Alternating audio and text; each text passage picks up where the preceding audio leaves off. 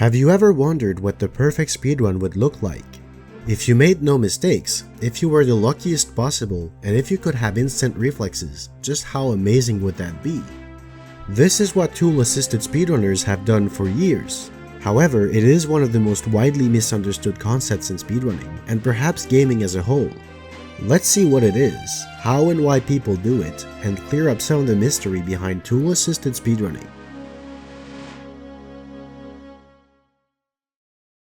First, what is a tool-assisted speedrun? A tool-assisted speedrun, TAS or TAS for short, is a set sequence of controller inputs that completes a task in a video game while optimizing for time. This is a bit of a daunting definition, so let's analyze it. Before we get to it though, we need to distinguish between a regular and a tool-assisted speedrun. A regular speedrun is a performance done in real time, like a concert or a play. A TAS is a creation polished over a long period of time, like a painting or a sculpture. Now, what does a set sequence of controller inputs mean? Think of it like a player piano. Player pianos use rolls of paper with holes that dictate which notes to play at what time. A TAS works exactly the same way. TASers write the sequence of button presses and feed it into the game using an emulator or a modified controller. Completing a task in a video game is pretty straightforward. It usually means beating the game, but it can also be a specific level or an arbitrary objective. Sometimes, a restriction is added to make it more interesting, such as avoiding the use of the A button in a Mario game, or never using any doors in a Zelda game. Finally, optimizing for time is also straightforward. The goal of a speedrun is to go as fast as possible, so the same is true for tool-assisted speedruns. One thing to note is that tool-assisted speedruns are a subset of a similar concept called tool-assisted super plays.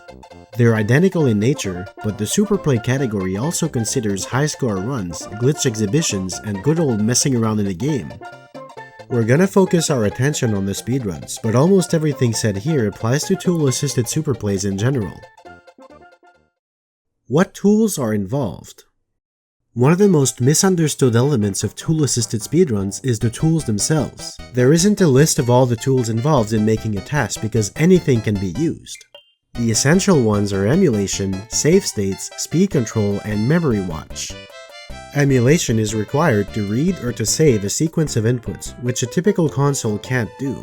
For this reason, nearly all tasks are made using emulators. A save state is an emulator function that lets you take a snapshot of the current state of the game that you can load at any point later on. This lets you go back and change your sequence of inputs at will, correcting any mistakes along the way or testing various ways to approach a challenge to find the best solution. Speed control is key to go beyond human limitations when creating a task. By controlling the speed of the game, you can slow it down as much as you want. Most tasks are made using the frame advance feature. The game is paused and pressing a button advances it by one frame, the smallest unit of time the game registers. This way, you can choose exactly which buttons you want to input at each individual frame. Thanks to frame advance, you don't need to have amazing gameplay skills to make a good task. When combined with save states, it is an extremely powerful tool to have complete control over the game and figure out the most optimal way to beat it. Memory watch is a little more advanced.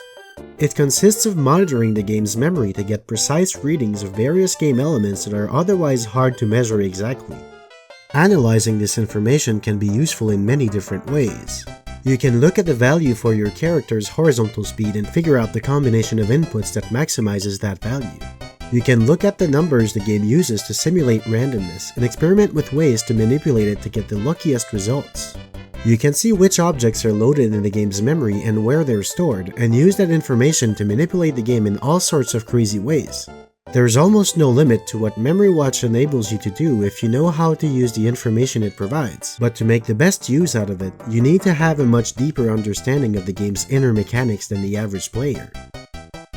There are many other tools testers can use, such as scripts that can find the best sequence of inputs through brute forcing all the possible combinations, memory editors used to simulate theoretically achievable game states for testing purposes, input editors that display sequences like a Guitar Hero or Dance Dance Revolution chart for easy viewing and editing, input plugins that let you enter exact coordinates for control stick inputs for more precision, and so on. The main takeaway from this is that all the tools being used are only involved in the creation process of a task.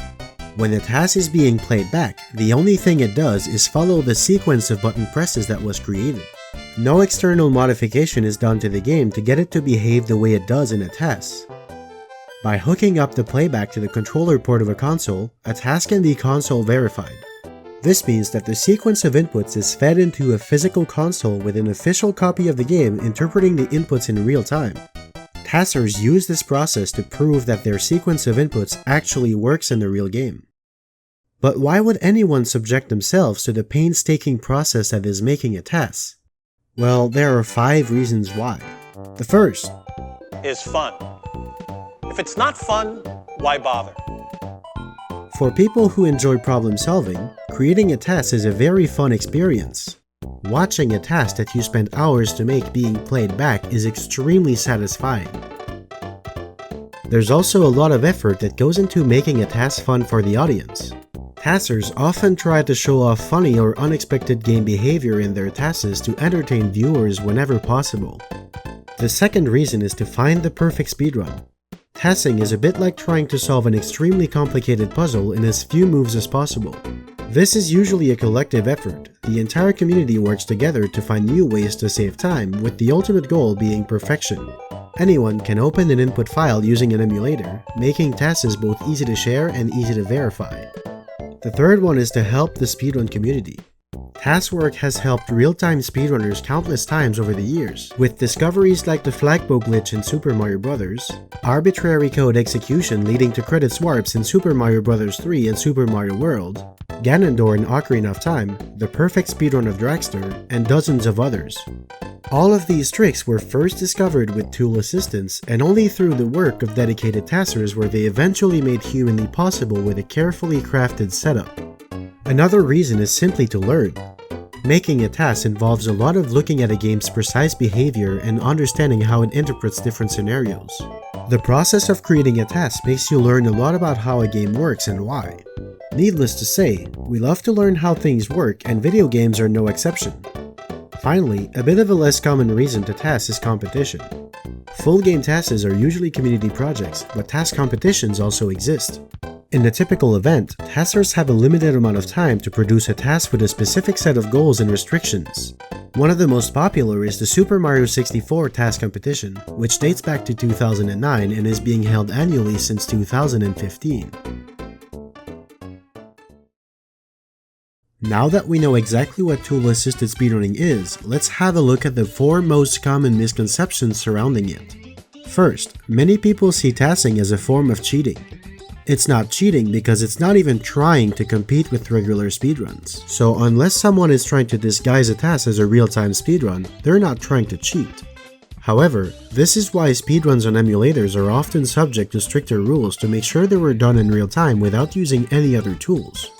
Second, there is sometimes a timing discrepancy between tool-assisted and real-time runs, which leads people to incorrectly believe that a specific real-time run is faster than the task equivalent. This happens because the main governing body of tool-assisted speedruns, taskvideos.org, has a standardized timing rule set that goes for nearly every single submitted task, while real-time speedruns have a timing rule set unique to each game. For a task, timing starts when the console is powered on, and it stops at the final controller input required to beat the game. For real-time runs, most of them start timing either when selecting a new game in the main menu or when gaining control of a character. Since both of these points happen after the console is powered on, a task will have an automatic disadvantage if both timing methods are compared directly. Real-time runs usually stop timing at the point where the game is considered beaten. Typically, it is the same as a task timing, give or take a second or two, but sometimes a game can reach a state where no controller input is required to finish beating it, and it will play out by itself. On the other hand, a game can be considered beaten by real-time standards, but there is still dialogue that needs to be cleared with a button press, which makes the task timing end minutes after the real-time run does. Another reason why timing discrepancies can happen is because of variables stored in static random access memory, or SRAM. This is a little complicated, so let me explain with an example. Donkey Kong 64 lets you unlock extras like a multiplayer mode and a mystery menu by progressing through the single-player adventure and collecting items. These are unlocked permanently and they can't be reverted back to their original state. Because of that, the real-time speedrun community decided that using those extras was fair game because everyone has them unlocked already. They are stored on the cartridge in the game's SRAM. However, by the TAS rules, the game needs to start in a completely clean state, which also means clean SRAM. As a result, the TAS of Donkey Kong 64 can't use the unlocked extras right away. They do save so much time that it is still worth it to first unlock them and then to perform the glitches related to them to beat the game. The extra time required to do that, combined with the timing differences I already mentioned, means that the TAS is slower than the real-time world record. Of course, that doesn't mean it's actually played slower. It simply means that the additional things counted in its timing amount for more than the time it saves over the real-time runs. The third misconception is that a TAS is a mathematically perfect speedrun. That is not the case. The ultimate goal is to create a perfect speedrun, but in nearly every case, there is no way to prove that any particular TAS is perfect. For example, the no left plus right TAS of Super Mario Bros. That I discussed in a previous video was improved by 1 frame on April 29th from 454.282 to 454.265. Generally speaking, the more complex a game is, the more unoptimized its TAS is.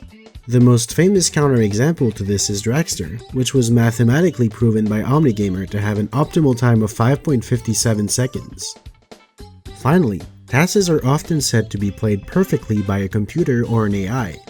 That is simply not true. While computers run the tools and the emulators used to make a TAS, they are still created by humans.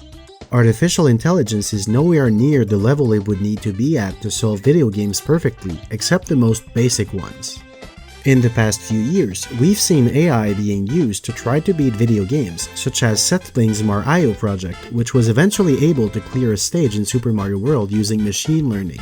However, after dozens of generations, it was not performing any better than an average human, and definitely not as good as an experienced speedrunner, let alone a tool-assisted run.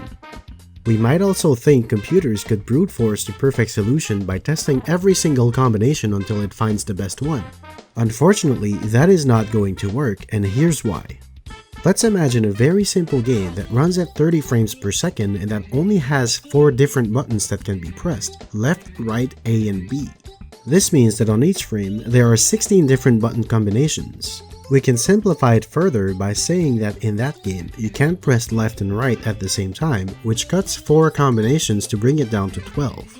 Testing all 12 combinations on every frame should be pretty simple, right? Well, the problem is that the total number of combinations goes up exponentially on each frame. After only 1/10 of a second, the number of combinations is already at 1,728. After 1 second, it's 237 nonillions, or 237,000 billions. After 1 minute, the number is too large to even bother saying it. Calculating the perfect speedrun with this method is never going to happen. Now, there has been some work done for TASes that involved brute forcing a solution, but it was always limited to a very specific scenario that only allowed a few thousand possibilities. Usually by testing only 1 or 2 buttons at once and using a period of less than 1 second to keep the total amount of possibilities in a workable range. This is how Sockfolder found the humanly possible flagpole glitch setup in Super Mario Bros. And the setup to quickly break the web in the Deku Tree in Ocarina of Time.